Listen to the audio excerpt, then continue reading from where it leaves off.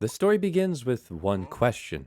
Why? Why would 2,000 people spend over $500,000 on this keyboard? And wait, they're still buying it? Oh dear God, I gotta get this video out quick. Howdy hey, I'm Hipyo Tech, and I've been life maxing, but I've come out of my slumber because I feel like this video needs to be made. Now in my quest to find the best keyboards, I've tried a lot of different weird ones, from a keyboard made out of marble, a keyboard made out of silicone that looks like a cat. That was my last video, go give that a watch. So when I heard Keychron was making a keyboard made out of full ceramic, I got very, very excited. Because in the last 6 months, I've spent about 100 hours of my life in a ceramic studio getting moderately okay at ceramics. And I want to make a ceramic keyboard myself, so I'm going to be taking notes. Obviously, this is going to be a great keyboard because that many people have bought it. Right, guys? But what I'd soon realize is that good ideas aren't sometimes good products. We'll talk about that more. And to get to the bottom of this, we first have to start at the Kickstarter. Now, obviously, this keyboard is saying that it's fully ceramic. So what does that even mean for the board? Now, first, already we see ceramic material, TMR sensors, which gets me really excited because if you know anything about keyboards, that could mean that this might be the best gaming keyboard ever. But then they say the full ceramic design gives each keystroke a smooth, precise motion. And it's also deeper and more balanced thock. We also get some amazing gems. Think of it as your keyboard knocking on heaven's door with each thock. Never harsh, always satisfying. ChatGPT, it's time to go to bed. Now, essentially, they've just said in 100 different ways that this keyboard is going to sound and feel thocky, amazing, heavenly, and even gonna be incredibly durable. And you better hope so. The cheapest you could possibly get it is $220 US, with the average price being 230 bucks. So let's see if it's any good. Real life Hipyo, take it away. But none of that Kickstarter stuff matters until we actually try the keyboard. So I've got the box in front of me quite early, thanks to Keychron sending it out for free. However, they did not sponsor this video. If you want to sponsor this video, you can hit the subscribe button down below and leave a comment that says, hey, Hipyo, you're pretty cute. Now, obviously, we're going to be looking for the premium look and exact in every detail that the Kickstarter was talking about. And the unboxing experience is relatively fine. It's no different than any other Keychron keyboard, and Keychron is known to make some of the best good enough keyboards, aka custom keyboards that aren't amazing, but most people would be happy with, although they're pretty expensive and a bit overpriced. However, because this keyboard is a gaming keyboard, there are some things that are gonna set it quite apart. Also, why is a gaming keyboard the keyboard that they decided to experiment with ceramic keycaps and cases? Wouldn't you just wanted to make it as gaming as possible? Nevertheless, we get a keycap puller, we get a screwdriver, a cable, and some spare keycaps. Wait, are these actually ceramic? Because they feel really cheap and plasticky. Is this gonna be a thing? Okay, whatever. Let's look at the actual keyboard itself. Let's get it unwrapped, and it also feels really cheap and plasticky. It was at this point that I started to feel a little bit gaslit. I looked at the box. It didn't mention anything about ceramics. I looked at the email that they sent me, and it did mention a ceramic keyboard. And I was like, but wait, why does this keyboard feel so plasticky? And why does it look, and also, like, it's super lightweight.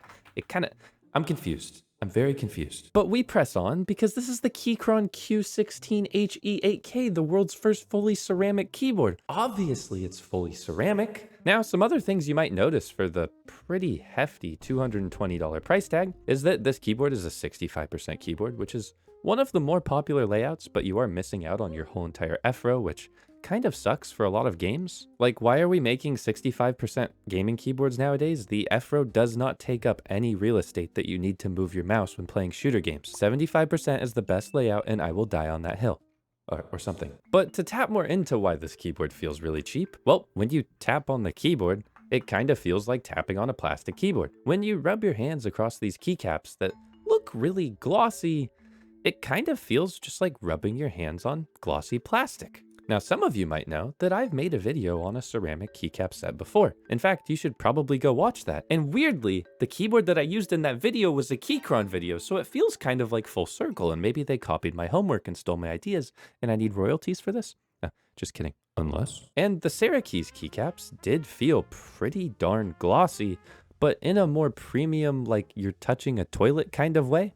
You should just go watch my whole video on that, but I'll be bringing some of those keycaps as a side-by-side comparison later. Now the case itself is pretty boring, and it has the same glossy finish that the keycaps have, making it look like a pretty cheap plastic case that maybe you like put acetone on to melt the plastic and make it shiny. The keyboard does have RGB, which makes it even more shiny, but it's nothing to write home about. At this point, I was even more confused, and I was like, okay, I just have to get the keycaps off. I need to investigate further.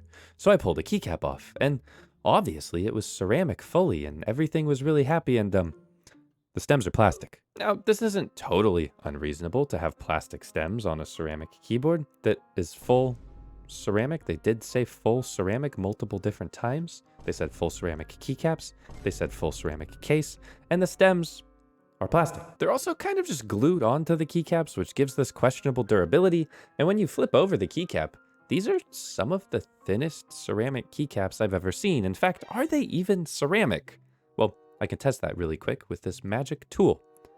Oh, yeah, they are ceramic. They do break off into little pieces, but not in the way that you typically expect. In fact, here, let me sacrifice one of my beautiful failed ceramic pieces for you. Usually, it'll just fragment the whole entire piece in half, especially if it's solid. But for this, it just chips off into little tiny pieces, almost like there's a bunch of tiny little micro air pockets in this thing. So it's a ceramic keycap that feels plastic. If it looks like plastic and it feels like plastic, but it's actually ceramic, does it matter? Just to prove this point, let me get out my other set of ceramic keycaps from Sarah Keys. Now, these do cost $140 US, so to Keychron's credit, these are almost the price of the keyboard. So if Keychron can do anything similar, then that's pretty good. But what you might already notice is that the quality difference is pretty apparent here. The Sarah Keys keycaps are literally twice as heavy, significantly thicker, feature a ceramic stem, and in general, actually do make your keyboard sound incredibly thocky and incredible,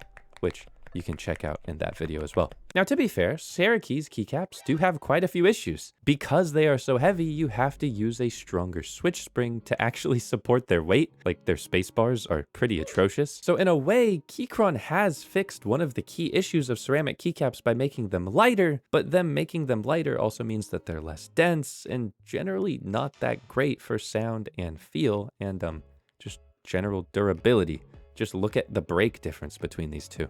Now, sorry, I've talked about keycaps for quite a while here, but hopefully this is interesting to you as it is to me. With this keyboard, it's one of those things where it's like, yeah, it is ceramic, but this is like the Wish.com ceramic versus the way nicer tier ceramic. And the reason why I spent so long on the keycaps is because after taking the whole entire keyboard apart, the case is essentially the same deal. It's a relatively lightweight ceramic that just doesn't feel very premium in the hand with this super glossy finish. Like, I showed this keyboard to multiple different people and I was like, oh, what do you think of this keyboard? And they were like, oh, it feels a bit plasticky and cheap. And then I told them it was ceramic and they went, wait, really? And I was like, yeah, apparently this is made out of ceramic and I feel gaslit. But all of that means nothing if this keyboard is good for gaming. Because remember, this is a gaming keyboard with 8K polling and Hall effect switches and TMR in its PCB. And TMR potentially could be used to make this keyboard hot swappable with other mechanical switches, like Acco's been doing in some of their boards. So we've got one of the keycaps off, let's just take one of these switches out. Obviously this keyboard is hot swappable, but this keyboard does not support mechanical switches. So you can't use any of your signature thocky switches in it, and you can't swap stuff out for better gaming performance or better typing performance. The switches that Keychron did opt for are standard Hall effect magnetic switches. They don't sound very good. They feel relatively smooth. They're perfectly fine. If you handed this keyboard to most people, they'd be like, oh, nice, it's a keyboard, and not think too much of it. But when they're calling this thing thocking at your door, the next thockyoursocksoff.com/thock full ceramic keyboard thock, and it's got really trashy feeling and sounding magnetic switches. Nah. Where I will sing this keyboard's praises is the software suite.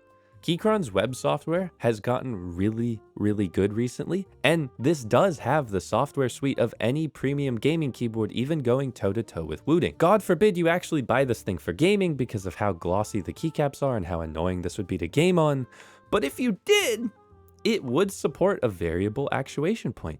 It would support rapid trigger and SOCD and all of those really cool gaming features that might make you a small percent better at games. But there are tons of other keyboards that do that, even in Keychron's own Hall Effect lineup, so please just buy those other keyboards instead. And that's why we loop around to the beginning question of this video. Why? If you are one of the people that bought this keyboard, please tell me why. I gotta know, because the build quality is just really lackluster. The experience in general is just really lackluster. If you wanted a good gaming keyboard, there's so many amazing, cool premium options out there. And why would you go with this one? Especially to support it as a Kickstarter, which isn't even shipping until December. And yeah, the worst part, it doesn't sound like heaven. It sounds like a plastic keyboard. Please subscribe.